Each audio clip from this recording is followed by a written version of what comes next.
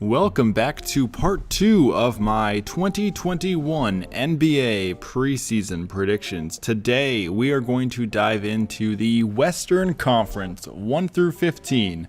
Again, please know I compiled this order about a month ago, honestly. I've been adjusting it pretty much throughout the entirety of the offseason, starting at draft night on. And the last adjustment I made was the day after the Russell Westbrook trade. So some of these rankings may look a little confusing to you based off of how things are going on the day you're watching this. And if you look down at the bottom of the video, you'll see the day it was published. It doesn't really make a lot of sense. Just know I've kind of been held back from making videos the past month, and this video is coming out way late. So I will be referring to a lot of the players' up-to-date stats, at least as of me recording this, but my predictions are genuinely based off of where I thought they were going to be prior to the start of the season. So with all that crap out of the way, let's get into number 15, the Oklahoma City Thunder.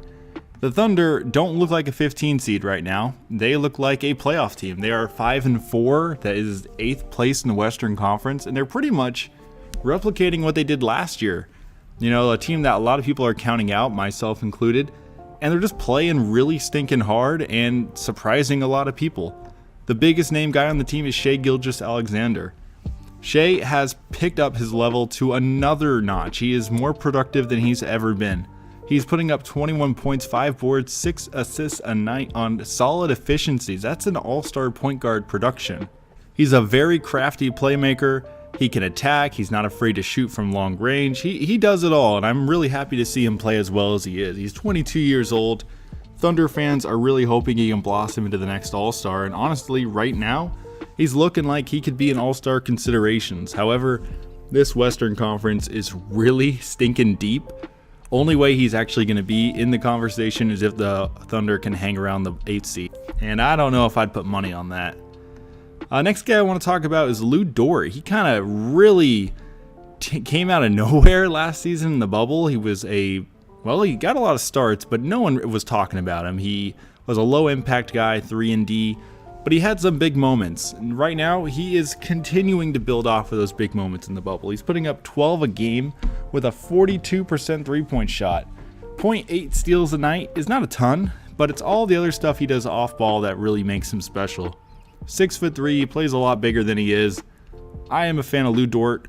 I'll admit, I don't know a ton about him. I don't watch a lot of Thunder games, but from what I've seen, I think he has a promising future as a 3-and-D specialist.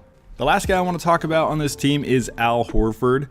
Kind of a wild card since I was just talking about the promising young players, and now we're going to go to the veteran fat contract guy, because Al Horford is just such a weird guy right now at this stage in his career. He is paid so much money. He was put in a really weird spot last year, or 2 years ago, I suppose. He was a well-respected center in the NBA. He was on a championship-chasing Boston Celtics team, and he was offered a big fat contract that you just can't say no to. However, it was destined to ruin his legacy. Now everyone looks at him as his old, fat contract, and people just want to get rid of him. Yet he still does what he's always done, that's score a little, space the floor, pass the ball surprisingly well, protect the rim, rebound. Al Horford is still Al Horford. He just looks really bad because of the team he's on.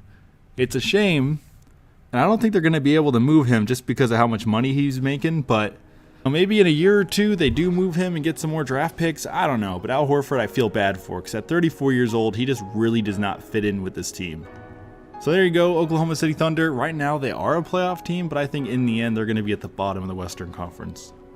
Alrighty, finishing 14th place in the Western Conference, I am going with the Sacramento Kings. About a year ago now, I think, I did a video titled "The Charlotte Hornets Are the Worst NBA Franchise," and I still stand by that. However, the Sacramento Kings are right there, trying to take over that number 1 spot at the bottom of the league. Because for the entirety of my years of watching professional basketball, they have not been a good team. They have never made the playoffs. I've never seen it happen. And I know if you do a little Google search, you'll see, oh, they were good way back in like 2001. But you do realize we're in 2021 now. Why have the Kings been so bad for so long? Well, bad management, bad coaching decisions, bad luck. Just a lot of bad. this season's team really isn't much different, unfortunately. Now, their starting point guard is their diamond in the rough, De'Aaron Fox. I am a big fan of De'Aaron Fox. I really thought he was, up next, per se. I thought he was going to be the next all-star point guard in the Western Conference, and he was going to be the guy to carry Sacramento out of the cellar. And unfortunately, this season's not gone off to a very good start. He is someone who can score, he can pass, he is a good defensive player, but his efficiencies, at least from three-point range, have just fallen off. His second year in the league, he shot 37% from three. People kind of had a lot of reason to be excited. But every other year, he's just been below average. 30% his rookie year, 29% last year, 28% this year. That's not going to cut it. Overall this season, his overall effectiveness is just down. He's producing less points, he's producing less assists, he's not rebounding, which isn't that important, but he's not rebounding anymore. And I'm perplexed by it. I don't know why he's taken a step back, but he has. Now, Tyrese Haliburton kind of is a reason he's taking a step back, because he's playing so well. He's actually taking more possessions away, which could be a good thing, could be a bad thing. Another thing the Kings do, you'll find if you go back and look at their history, is their drafting decisions don't make a lot of sense. They will double pick positions for whatever reason, and that's what they've done here. With their lottery pick in 2020, they chose a point guard, which does not make any sense. They have De'Aaron Fox. If they genuinely had faith in De'Aaron Fox, why draft a point guard in the lottery, especially since they already had Corey Joseph as their backup point guard who's making way too much money? But Tyrese Haliburton has looked stupendous. I know it's only been 8 games, and he's shooting 50% from 3 on 4 attempts a game. That's not going to keep up. But the dude looks like an NBA pro. At 20 years old, he's putting up 12 points, 5 assists a night, 1.4 steals, which is kind of surprisingly good. And he's going to make the Kings have to make a decision. Do they keep up with Fox and just hope that they can get the team to fit his timeline, or do they just start over again and go with Tyrese Haliburton? I don't know. Honestly, whoever they don't choose is going to have the better career in my eyes, because they'll be out of Sacramento, but that just sucks. And then Marvin Bagley, kind of in a very similar situation. Bagley was the number 2 overall pick. Everyone knows this. Yes, he was drafted before Luka Doncic and Trae Young. But Bagley in his own right is not a bad player. He's someone who can score. If he were healthy, I think he could put up like 18 and 10, but he's just never been healthy. And what's worth is that this season, even though he's kind of healthy, he's not effective, and he's getting benched a lot. 40% field goal percentage for a guy who takes 9 twos a game on 11 shots, that's not cutting it. He needs to be more efficient. His rebounding is good, but his rim protecting is not good. His passing is not good. His overall shooting is not good. And he's got a lot of people in his ears right now. His father is a pretty loud voice on Twitter and is demanding a trade. Bagley's trying to ignore that, but at 21 years old, he's struggling. There's a lot of eyes on him, even though he's in Sacramento. The pressure's got to be kind of high. I think the best thing would be if he got traded, but I don't know if the Kings are going to do that. They tend to make the wrong decision. Although, I'll be honest, I don't know what the right decision is with this situation. Sacramento Kings, not a playoff team. Alrighty, finishing 13th in the Western Conference, kind of following the same boat as the Sacramento Kings, is the Minnesota Timberwolves, another team that I've never really seen play good basketball. When I first started watching basketball, Kevin Garnett was keeping the Timberwolves somewhat relevant. And then that one year they had Jimmy Butler, they snuck into the playoffs. But other than that, this is not a good organization. But they have some pieces that justifiably they need to be excited about. Starting up, KarlAnthony Towns. I really feel bad for Towns. After 4 seasons where he missed a grand total of 5 games, he has just been bitten by the injury bug. Over these past 2 years, he played only 35 games last year, and so far through 10 games, he's only appeared in 3. I don't know what's going on. The dude is just getting a lot of bad things happening to him. But when healthy, KarlAnthony Towns is a top 5 player in the NBA, and I 100% mean that. He is one of the best scorers, inside or out. He's shooting 41% from 3, and that's not a fluke. He shot 41% last year, 40% the year prior, 42% 3 years ago. 3 years ago.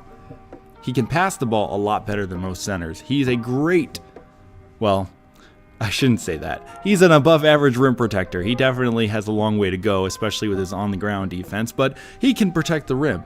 KarlAnthony Towns can do a lot of things, but he's just not on the floor. And when he's not on the floor, this team just sucks. They have so little to offer defensively that when they don't have their best offensive piece, they're just garbage, unfortunately.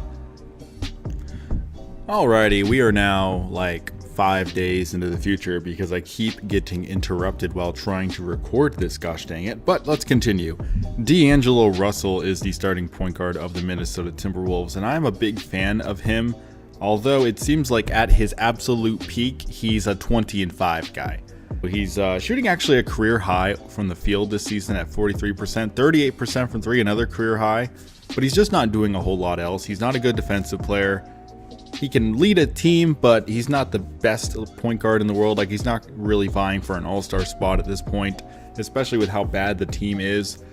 I think Russell, on a perfect team, like with defensive pieces, a healthy KarlAnthony Towns, etc., is an all-star. And he was an all-star 2 years ago with the Brooklyn Nets, but this is just not going to be a year like that, unfortunately. Then we have Anthony Edwards I want to talk about, the #1 overall pick, who unfortunately I see a lot of Andrew Wiggins in. Edwards is a really poor scorer. Like, he does not score much and he shoots very poorly. 26% from three, 37% from the field, and he's a shooting guard. He doesn't rebound much. He's not a great passer. He's not a good defensive player. He doesn't do anything.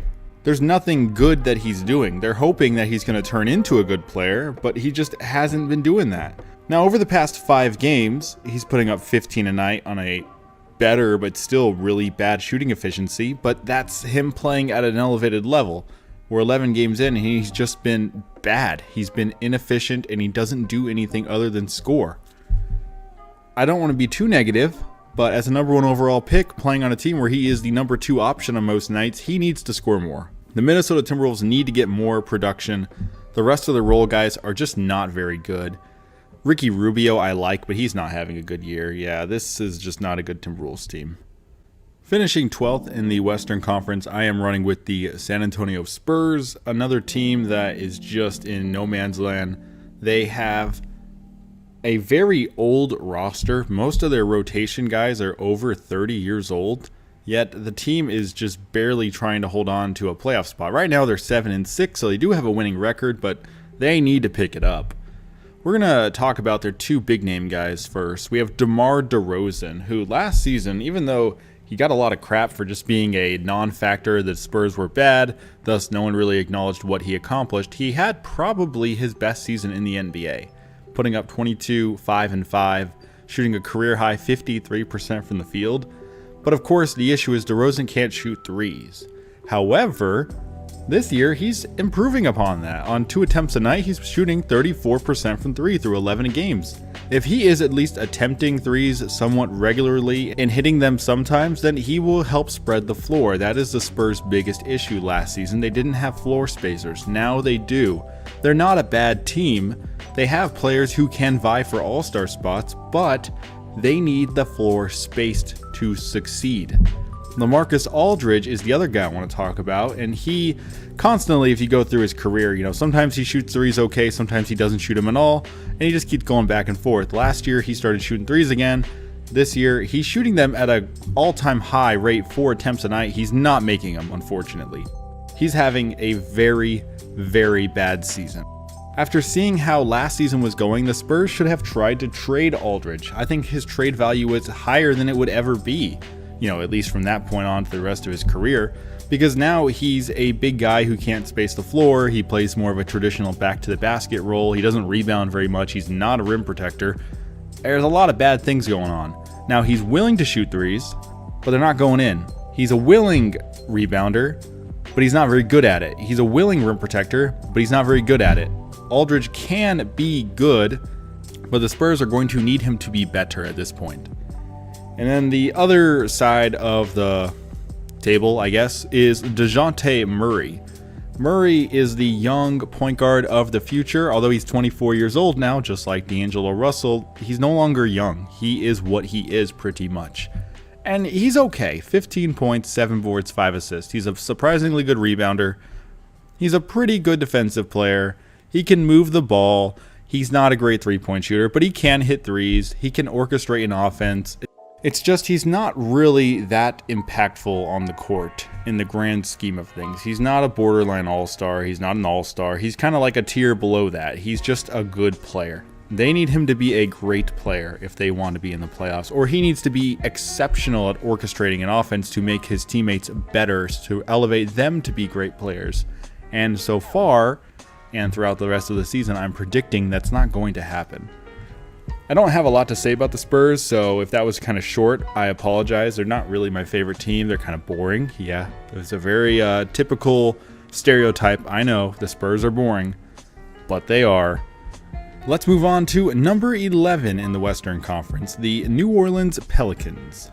I think a lot of people's patience is wearing quite thin with this Pelicans team. They are no longer as young as they used to be.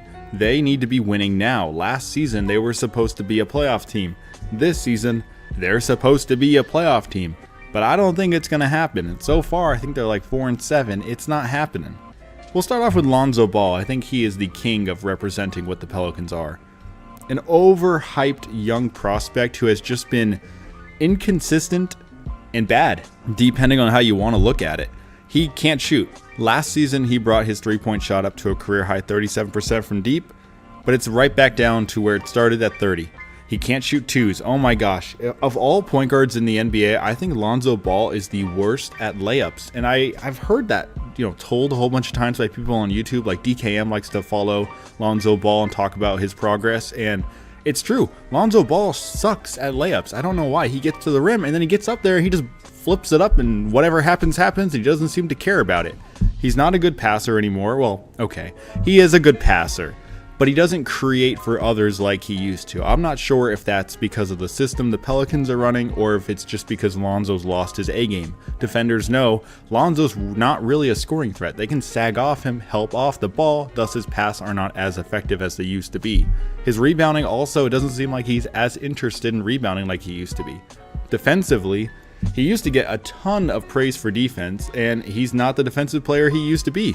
Despite, having a larger role every single year, his defensive impact is going down every single year. And I just don't know what to say. This is the make or break year for him. I don't think he's a bust, obviously, but I recall a long time ago, I don't think I ever made a YouTube video on it, but in my head, from watching Lonzo Ball his rookie year, I kind of foresaw him turning into a player somewhere in between Michael Carter-Williams and Ricky Rubio, which is not a very great window. Rubio's a starting point guard on, at best, a playoff team. Michael Carter-Williams is a bench role who does a lot of little things, but doesn't do anything well. Unfortunately, it's somewhere in that plane that I think Lonzo Ball is going to end up, and eventually he's going to get moved to the bench. He's hurt right now. His backup, Nickeil Walker-Alexander, is playing really well. They have Eric Bledsoe on the roster. It would not shock me if Ball is out of the lineup for the rest of the year. Let's be a little more positive. Zion Williamson, the number 1 overall pick last year, he was one of the most hyped human beings on the planet for like a whole summer, and it definitely has died off. He is finally healthy. He's finally on the court doing what people hoped he was doing, and he's incredibly productive. But now people are starting to see his limitations. Williamson cannot spread the floor. Though he had those highlights of him blocking shots amazingly, he's not a rim protector. His on-the-ground defense is not bad at all, but it's not that good. His passing, though he showed flashes so far, is just not really showing itself on the court consistently. And he's just a bigger, stronger Aaron Gordon / Blake Griffin. Like, he's definitely good, don't get me wrong. I think if the Pelicans can hang around the playoff area, Zion Williamson will be an all-star, but I don't think that's going to happen. I don't think this is going to be a playoff year or an all-star year for Zion, unfortunately. He's only 20. He's going to get better. Those issues I just pointed out may improve. But one thing I have noticed is he's not nearly as athletic as he used to be. And because of that, he is being forced to use his actual basketball skills more so than just his jump high skills. And he's a great basketball player, kind of like Blake Griffin in the later stages of his career, how he became a good passer, a good floor spacer, a very good dribbler. That's what Zion is going to have to become at only 20 years of age, unfortunately. But you see him drive to the rim, he just doesn't skyrocket over everybody anymore. And it could be the injuries, it could be weighing so much at such a small height and playing so much basketball is finally wearing on his joints. I don't know. But Zion is a good basketball player. I think he's going to continue to become a better basketball player, but all the stuff that used to make him famous, I think is going to fade away pretty quickly. And the last guy I want to talk about with the Pelicans is Brandon Ingram. I do like Brandon Ingram. I think he's one of the most underrated all-around players. Kind of like a diet Kevin Durant. I've said that before, and I'll continue to say that. He's only 23. He's a lot younger than you'd think because he's been in the league for 5 years. But he's averaging 23 points, 6 boards, 5 assists. He can block shots. He's a good floor spacer. I like Ingram. I think he does a little bit of everything, and if it wasn't for him, this Pelicans team would be a lot worse. Overall, this roster is a little odd. I don't understand the addition of Steven Adams. And then giving him the extension on top of that is just even more weird, because why go for a center who also cannot shoot threes? They're just kind of having to rely on one of those two developing the ability. It'll most likely be Zion, but this season it's just not been a part of his game. So I don't know what's going to change in the future for them. This year, though, is not going to be a playoff year, unfortunately. Alrighty, this is kind of an interesting topic because they just had a monumental trade, and that is the number 10 Houston Rockets. So a few days ago, when I was starting this Western Conference predictions narration, James Harden was still on the team. Then I was interrupted for a few days, and I am finally back, and James Harden has since been traded. So this is kind of like my chance to talk about that trade. Harden is now a Brooklyn Net, and if it wasn't for a bunch of crap happening to the Brooklyn Nets, I think that would be an awesome trade. But Kyrie Irving's being weird. They've lost Jarrett Allen. They've lost Karis LeVert. They've lost Spencer Dinwiddie. Like, all these great things the Nets had that I really was hyped about are now gone, and I really have mixed feelings about that. But let's get back to the Houston Rockets. What the heck's going on here? They were not a good team, but I don't really blame that on the actual Rockets players. I blame that on James Harden.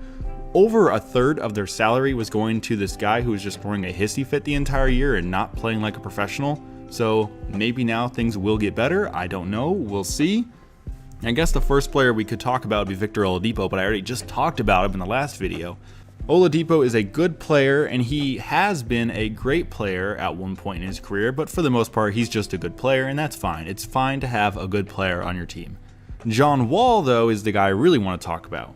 So coming into this season, there was a lot of questions surrounding John Wall. What would he look like? A lot of the time, people would talk about him. They would point out how athletic he used to be, and the fact that he couldn't shoot the long ball. So as a result of that, using 1+2, you get to 3. It tells you he's not going to return and play well from an Achilles injuries. And that does kind of sound like it makes sense, but you have to really consider what John Wall is. Yeah, he was a freak athlete. He was very fast. He was a high flyer. He was a very quick on his feet, could get around. He was a great defensive player. But I think what doesn't get talked about enough is that John Wall is an incredibly smart basketball player. You can't average 10 assists per game 3 years in a row just by being athletic. You have to be smart. You have to know how to lead a team. You have to know how to put the ball in positions for your teammates to succeed. And I think that was just kind of neglected. Now this year, 5 assists per game kind of looks pretty crappy through 7 games, but you can blame that on James Harden. Now that James Harden is gone, I know that Wall's role is going to increase and he's going to become even better because he's putting up 18 a game, which is pretty much right at his career average. He's shooting the ball no worse than he's ever shot it before. In fact, 45.4%, if you really want to get close to it, is a career high field goal percentage, so it looks like his speed is not an issue. I'm really looking forward to seeing John Wall continue to come back this season. I don't think they're going to be a playoff team, unfortunately, but I do think the Rockets are going to be a lot better than they would have been had they have just kept Harden on the team all year long.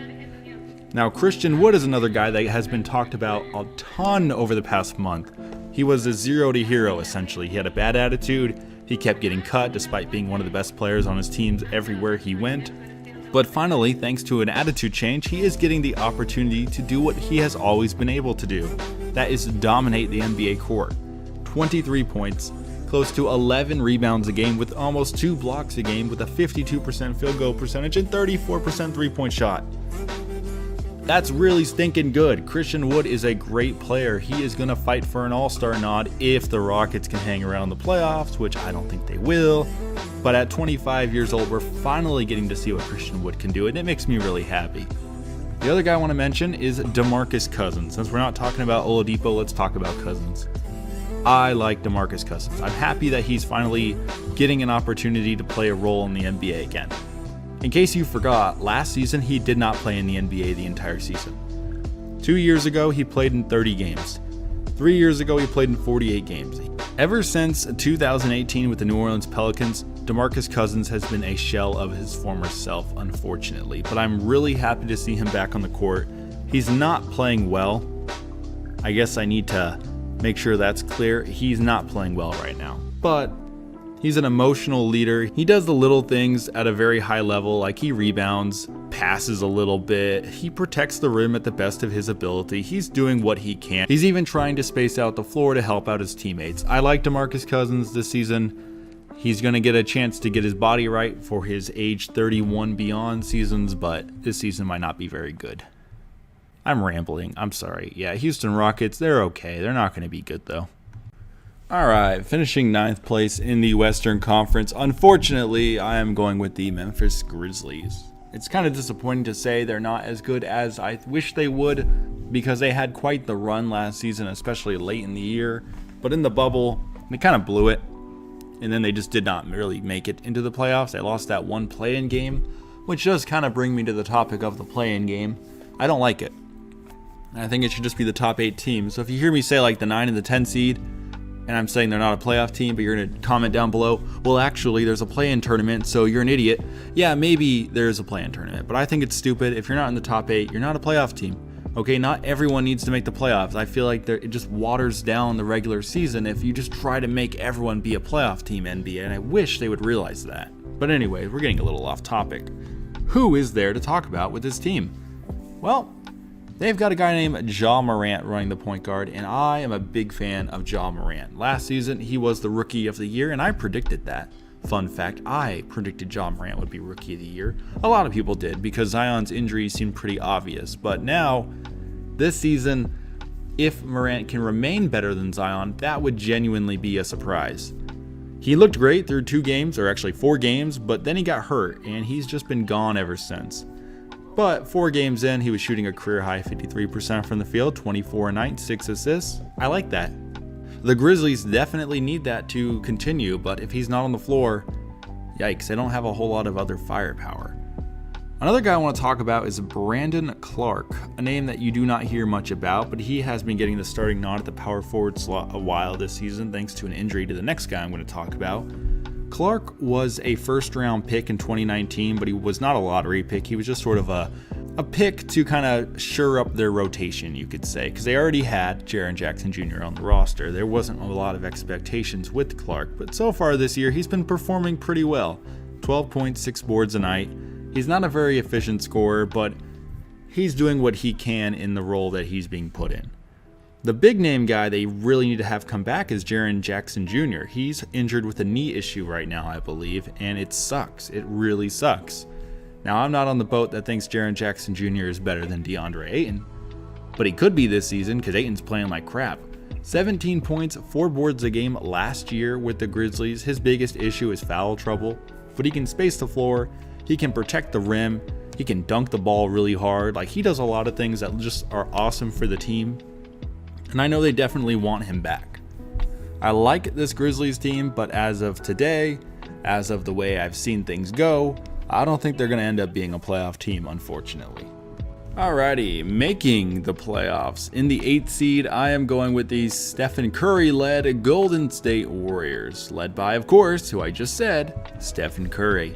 So this Warriors team, a lot of people thought they were going to be really, really good before the season started. I heard some of the YouTubers that I watch mention them being in the top 4, and I heard that, and I was a little confused because I was looking at the roster and I just don't get it. But then after a few games in, a lot of people thought, actually, never mind, they're just a lottery team. They're not any good at all. Stephen Curry is overrated, blah, blah, blah. And then Draymond Green came back and, okay, they're not as bad as we thought, but they're really not that good still. That's kind of where I think they're going to fall. Stephen Curry is a great point guard, and he's doing Stephen Curry-like things this year. They're 28 points a game, 6 assists, 37% from 3, which isn't as good as it could be, but he was hurt pretty much all of last season. So the fact that he's coming back and still producing that's an all-star level right there. That's amazing. He has such a high bar to live up to that even this season where he's putting up amazing numbers and leading a team that's 500 or above, it's going to look like a bad season. He is a great player. You guys got to get used to that. Now, Draymond Green. Okay. So, I didn't put Draymond Green in my top 100 players last year. And the big reason for that is the guy was hurt a lot. And when he was on the court, yeah, he's a good defensive player. But he's a team defensive guy on one of the worst teams in the NBA. So no, he wasn't a top 100 player in the NBA. But this year, now that he has better pieces around him, his team defense is a little more useful. He can pass the ball really well. That's kind of it. He doesn't shoot. He doesn't rebound. He's kind of just a loud mouth. I think he could be a really good coach, but as of right now, he's not doing so hot. And ever since he's been back, the team is 4-4. They were 2-2 without him. So exactly how impactful is he? I think he's a little overrated, but he's definitely a good player to have. Just at that price point, no, he's not worth it. All right, and the last guy I want to talk about the Warriors is Andrew Wiggins. I have just been done with Wiggins for a long time. He entered the NBA in 2014. Oh my goodness. And he's never taken a step beyond basically what he was his second year in the league. A guy who can score about 20 a game, but not efficiently. Now, he's not horribly inefficient, but he's just bad enough where you're disappointed, but just good enough where you're like, what else are we going to do? You know, they just don't have better options on their team because they're paying so much money to him, whether it's the Warriors or the Timberwolves. That's always been the issue. He doesn't pass the ball well. He's nothing special on defense. He's not a rebound. He does not rebound. I don't think he cares at all about grabbing rebounds. I wish Wiggins put forth more effort in the little things on the court, but he doesn't care. So who cares? Warriors, you're a playoff team, but you're not going very far this year, unfortunately. Alrighty, finishing 7th, and they definitely could finish better than 7th. They could be a top 4 team. It would not shock me. Is the Utah Jazz. So the Jazz have made some odd decisions to start this season. It's made some people question just how good they can even be because they've kind of set a ceiling for themselves, one could argue. But let's just look at their 3 best players and we'll continue this discussion. So Donovan Mitchell. I think everyone agrees that Donovan Mitchell is the team's best player. Mitchell is a good scorer. He can pass the ball at an okay rate. He's a good shooter. And though he's not a great defensive player, he's an okay defensive player. The problem is with Mitchell is he's pretty much what he is. And at best, that's an all-star. But I think normally he's not going to be an all-star unless the Jazz can maintain a really good record. Like I've said with a lot of guys in this video, these are players who can put up low 20s per game. They don't rebound a whole lot. They pass pretty good. They're not the best shooters in the world, but they're pretty good shooters. That's a really good level. They're borderline all-stars, and on some years they're going to be an all-star, some years they're not, but that's a good level, but they pay him a lot of money to be at that level. Mitchell's already got his extension signed, so he's locked up now through 2026, starting at 28 all the way up to $37 million a year. And I'm not sure Mitchell's going to get any better, unfortunately. So he's a good player, but I don't think he's ever going to be a great player. But hey, some players have made the jump later in their career. Maybe he will. The next guy I want to talk about is kind of unrelated, but it's Mike Conley. Conley was this veteran addition last season that was supposed to help carry the team over the hump, essentially, into the championship chasing realm. And he just sucked last year. Conley was the worst version of Conley I've ever seen last season. This year, he's definitely a lot better. He's shooting the ball much more effectively. He's passing the ball better. His defense is better. He's healthier. I like seeing what Conley is doing this year, and that's going to help them out immensely. But now let's talk about the elephant in the room. Rudy Gobert was signed to a near Supermax extension. So he's making $26 million a year right now, and many people argue that's an overpay. Next year, that's going to $35, and by 2026, it will be $46 million. This is a little fun fact. In 2026, the team already has $83 million committed to 2 guys. That is a problem. That is a big problem because Gobert already is 28 years old. So by 2026, he'll be, 29, 30, 31, 32. He'll be 33 years old. And what does he do? He dunks, he rebounds, and he blocks shots. That's it. Now, he's very good at dunking, rebounding, and blocking shots. Some would say he's in the top 3 in the NBA in all 3 of those categories. But he's trending down as of right now. And that's not good. It seems like he has peaked. At his absolute best, 15, 13, and 2.5. And right now he's putting up 11, 13, and 2.5. That's good. It definitely is good. But for that much money, and the fact that he's going to be going over 30 here soon, I'm just worried about the Jazz in the long term.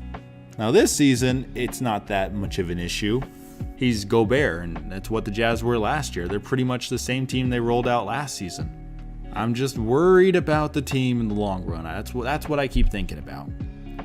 Utah Jazz are a good team, and heck, maybe they could surprise everyone and be a championship-chasing team this year, but as of right now, I think they're the 7th seed.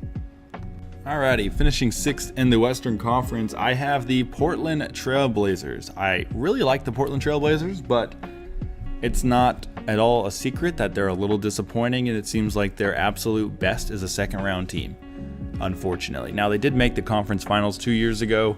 A lot of people paint that picture as a fluke. I disagree, but I just don't know if they, kind of like the Jazz, like they're a really good team and they have a lot of pieces that I'm very excited about, but I just don't know if they have enough in them to be at the top of the Western Conference ever again.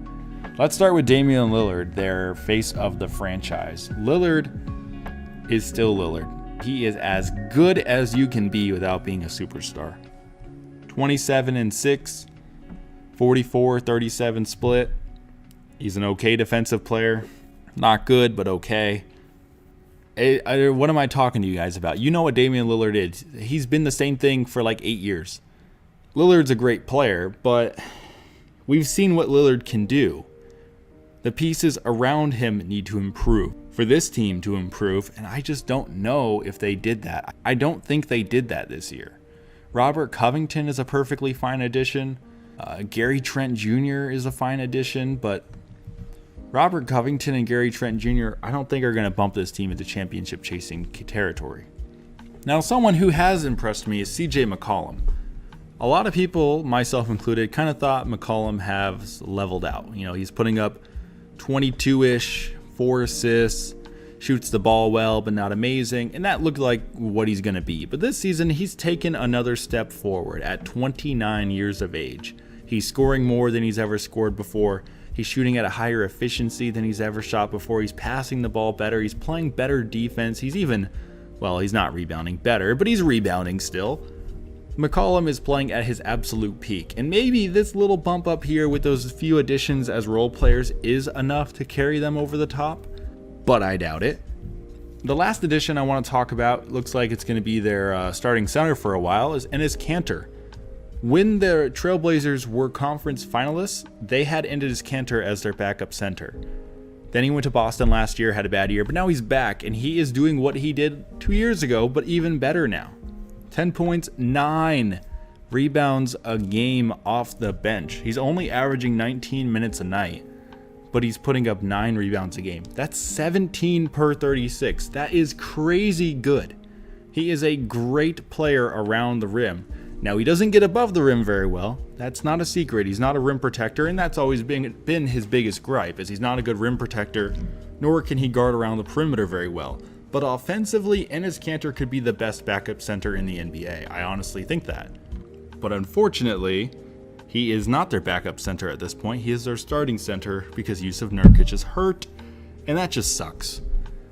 I like this Trailblazers team. I respect that they're consistently competitive, but I don't think they're good enough to be at the top, unfortunately. Alrighty, we have now climbed the ladder to number 5 in the Western Conference. I am running with the Dallas Mavericks here, a team that a lot of people were hoping would be in the top 3, and they very well could be, but as of right now, based off of what I kind of saw this offseason and a little bit of what I've seen so far, I feel pretty comfortable saying they're going to be about this 5 seed.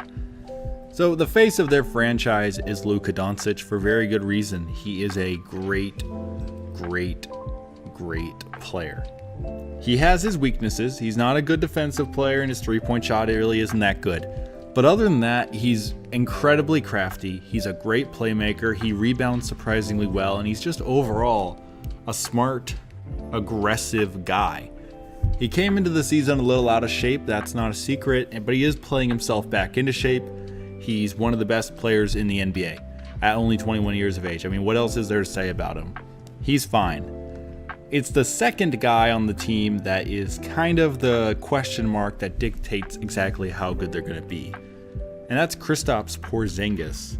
Everyone knows that when healthy, Kristaps Porzingis is a top 20, maybe even a top 10 player in the NBA, but he's just not healthy.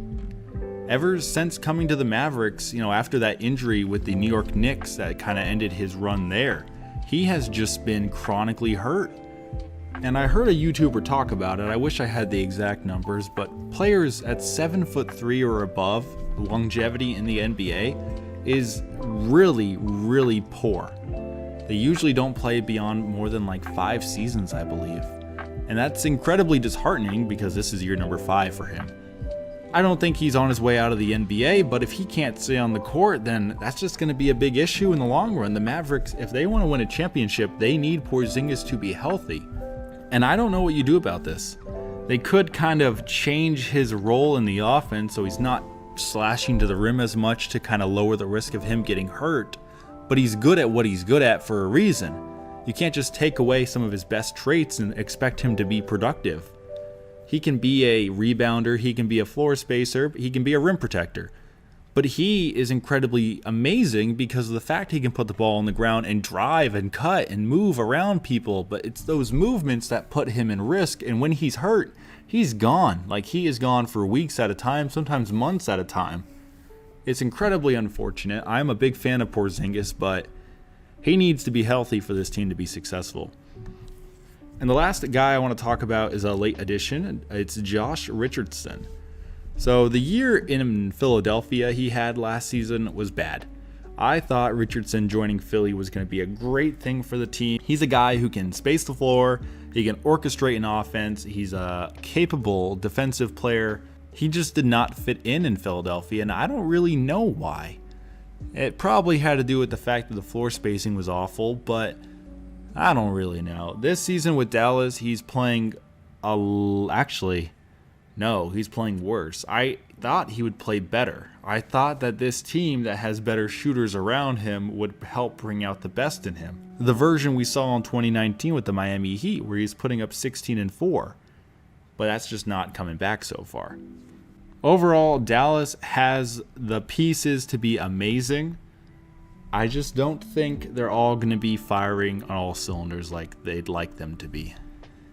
Okie dokie. So, finishing 4th in the Western Conference, I have the Phoenix Suns. So, it's weird to say the Suns are going to finish this high because they have not been a good team in a really long time. It has been since 2010. That was the last time they made a playoff run, and they made it all the way to the Western Conference Finals that year, but they ended up losing to the Kobe Bryant-led LA Lakers. And ever since then, they've pretty much just been a garbage team year after year. There was one year where they had a winning record and still missed the playoffs, but other than that, they just suck. And this offseason, they made some additions that made people really get excited. And I got excited, but at the same time, I'm weary. Because to a common basketball fan, someone who doesn't necessarily watch the games very often, but just kind of reads the stats at the end of the game, reads who won, who lost, counts rings on the fingers, the average Joe, you think that the addition the Suns made may make them a championship-chasing team. But as a Suns fan who watches every game, I'm kind of worried about this team. We'll start with the guy, Chris Paul, the big contract addition. So the story when Chris Paul joined the team is he's going to unlock DeAndre and he's going to make life easier for Devin Booker and the team's going to take off. And it just has not really happened the way people thought it would happen. Compared to Ricky Rubio last season, Chris Paul is doing absolutely nothing better. In fact, he's doing a lot of things worse. He's not a good shooter. 28% from the three-point line is bad. People think Ricky Rubio's a bad three-point shooter, but he shot 35% last season, I believe, or 34 or something like that. Either way, it was better. He's not a better passer than Rubio. Rebounding doesn't matter, and they score about the same. And defensively, Rubio's a better defensive player. So they're paying double the amount of money for the name, Chris Paul, but they're getting pretty much the same, if not a lesser player in return. And it sucks, but they've been winning. So let's preface this with the fact that the Suns are a good team this year. I have them as the 4 seed for very good reason. But it's not because of Chris Paul.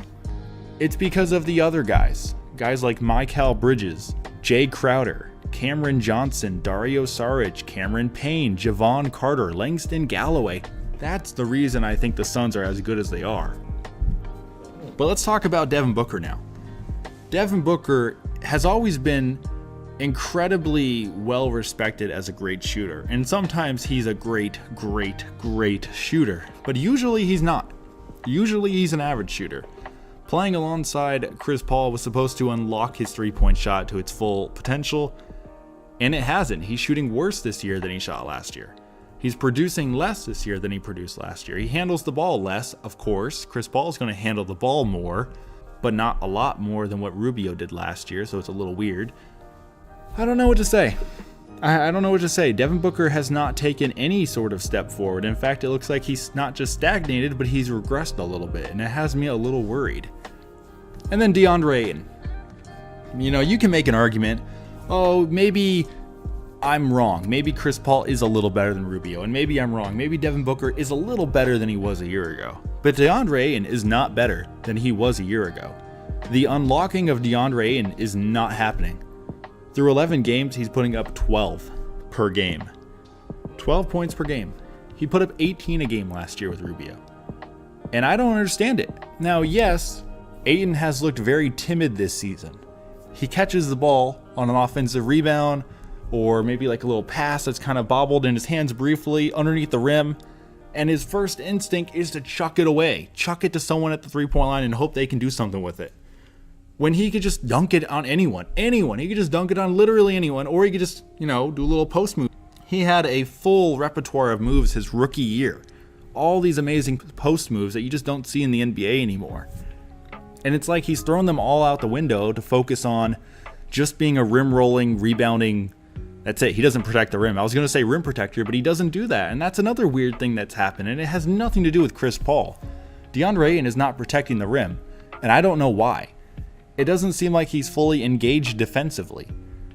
It's a really weird habit that I wish he and the Suns can work out. He is someone who can put up 20 and 12. I know he can do it. But for some reasons, the Suns just have not been putting it together this year. They have some amazing wins, but they have some really bad losses that really point out the weaknesses on the team. Currently, they're 7-4 because of their little hiatus. They played less games than everyone else. But it seems to me they're trending down, and I hope that is not the case. I hope a lot of these things I'm talking about right now get straightened out as the year goes on. But I don't know. I'm a little worried about the Phoenix Suns. Alrighty, time for number 3. I am running with the LA Clippers, the team that let everyone down last playoffs and has been the joke of the NBA world for, let's see here, the entirety of their existence, actually. The best player on the team is debatable, but let's talk about Paul George. Paul George, playoff P, as he calls himself, is kind of a joke in the NBA community right now, unfortunately, despite the fact, he's a good player. Everyone likes to laugh and pick, but Paul George is still a perfectly good player. He's putting up 25 a night, 6-5. He's shooting the ball crazy well. Through 12 games, at 8 attempts a game, he's hitting 51% of his threes. 51 of 99. That's actually crazy good. Now, yeah, he got a lot of crap talked about him for hitting the side of the backboard in the clutch in the playoffs, but hey, here we are. He's playing really well. The Clippers are a pretty good team. Now, that massive extension he signed is kind of a head scratcher. In the year 2025, he is going to be 34 years old and making $48 million. I don't think Paul George is going to be worth that much money at 34 years of age. I don't think he was ever worth that kind of money. But the Clippers apparently got to do what they got to do. Now, Kawhi Leonard is the silent assassin. Although it's weird, I don't see that on his nickname list, but I thought that was a nickname of his. He's a really good player. He's especially known for his defense, and he's playing crazy well this year. 25 a night, 6 assists, which is a career high, way up there from what he's ever done before. 43% from deep on 4 attempts a game. That's also exceptional. But the Clippers, all in all, really aren't playing that well. They're 9-4. Like, that's good. It's not great, though. 9-4 is good, but not great. I'm a little worried about them. Because after those two, there's kind of a significant drop-off in talent. The next best guy is Serge Ibaka. Serge Ibaka ended up being one of the least appreciated but most important pieces of last year's Toronto Raptors. He is a high-impact player on the defensive end who can also help space the floor on offense. And the Clippers are getting a lot out of him this year. They completely just moved him into the starting rotation, and he's putting up 51% from the field, a 34% three-point shot, 11.6 boards a game, and he's protecting the rim still at 1.2 blocks a game, even though he's 31 years old. Ibaka's getting it all done, and I really like that. I like this Clippers team. I know they are a joke, and they will continue to be a joke, and they're probably not going to win it all because they're the Clippers, but they're still pretty good. Finishing number 2 in the Western Conference will be the Denver Nuggets, and I recognize that they are 6-6 right now. But hey, there's plenty of time for that to get better. Their best player, without a doubt, is Nikola Jokic, and he is having an MVP caliber season right now. He is averaging a triple-double, career high 24 points, career high 11 rebounds, career high 10 assists per game with a career high 1.9 blocks per game. He's shooting the ball very well, a 56-36 split, and the whole offense runs through Jokic. If you at all play fantasy basketball, Nikola Jokic is the absolute safest bet you can possibly make. He is always the focal point of everything they do. He's not a big-time scorer, but he's a great scorer. He's not a big-time rebounder, but he's a great rebounder, and he is a big-time playmaker. One of the best passers in the NBA, a great defensive player. He just does it all, and I'm a big fan of what he's doing for this team. Jamal Murray, meanwhile, had a monster bubble run / playoff run, has come back down to earth a little bit this season, but he's still playing pretty much at the rate which he played last year. He's putting up 19-4, slightly improved shooting efficiencies. He's what he is, all right? Jamal Murray is a borderline all-star at his peak. I find that a lot of guys are borderline all-stars in this Western Conference because this Western Conference is really stinking good. And I'm only talking about 3 guys per team, so maybe that's why. And I want to talk about Bol Bol. I'm kind of perplexed by Bol Bol because of how little he actually plays, despite how good he is when he's on the floor. And I don't watch a ton of Denver Nuggets games, and it seems like he only plays when the game's a blowout. So maybe I'm an idiot, but I just don't really understand why they don't play him more. He's even got 2 starts this year, but he's only averaging 6 minutes a game. It's really weird to me. This is a guy who can help space the floor. He can put the ball on the ground. He can shoot the 3 ball. He does a lot of things really well. He's very small, like thin, so maybe that's an issue. But I would play Bol Bol more. I'm sure on NBA 2K most people are. Nuggets, really good team. I think ultimately they're going to be at the top of the Western Conference. And lastly, you probably guessed it, number 1 in the West is the LA Lakers. They are the NBA champions. They have the best player in the world. They have one of the other best players in the world, and they have improved their supporting cast from last year. Like, there's no one else in the NBA who is at the level of the Lakers. So far this season, if you're wondering, their current record is 11-3. That is number 1 in all of the NBA, and this is a team that notoriously you're told not to look at their record too much because they're not giving it their all in the regular season. But even when they supposedly are sandbagging a little bit, they are top dogs nonetheless. I'm going to start with their biggest offseason addition, and that is Dennis Schroeder. So going way back to when he was an Atlanta Hawk, I was a fan of Dennis Schroeder. I thought he could be a starting point guard on a playoff team, and he was for a while. And then he kind of got cast to the six-man role, and he excelled as a six-man with the Oklahoma City Thunder. And now he's back to starting with the LA Lakers, and he's playing fine. At this point, he is no longer the primary ball handler. He hasn't been the primary ball handler since 2018. But even so, he's a great floor general. He's a good defensive player. He can space the floor. He can attack the rim. He does a lot of things really well. I am a big fan of Dennis Schroeder. The other guy I want to talk about is Anthony Davis, the Brow. Oh, what can I say about Anthony Davis that you don't already know? Think KarlAnthony Towns, but healthy. Really, I mean, that's what he is. He's someone who can score a bunch, rebound a bunch, protect the rim, also play defense on the ground very well, and he moves the ball pretty well. He's a great player. Anthony Davis is a great player. There's nothing else I can add to that. You already know the story. But we all know the best player. If you want to be picky, he's at least a top 4 player in NBA history. Some would say he's the GOAT. That is LeBron James. LeBron can do it all. At 36 years old, he's putting up 24, 8, and 7, shooting a 48-38 split. I am dumbfounded every single year with LeBron James. Going way back to 2007 season when I first started watching the NBA, LeBron was one of the best players in the NBA, and ever since he's been right there. At least a top 3 player every single season, and this year is no different. I don't know how he does it. Probably a little bit of the juice, to be honest, but I respect LeBron James. I respect the LA Lakers, and I think they have the best odds at being number 1 in the Western Conference.